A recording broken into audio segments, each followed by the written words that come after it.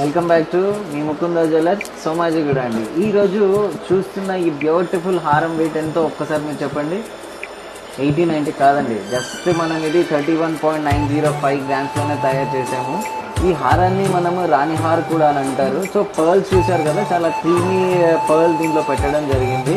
So dollar కూడా మనకి around ఫ్లాట్గా వచ్చేసి ఒక 2.5 ఇంచెస్ టు 3 ఇంచెస్ ఉంటుందండి.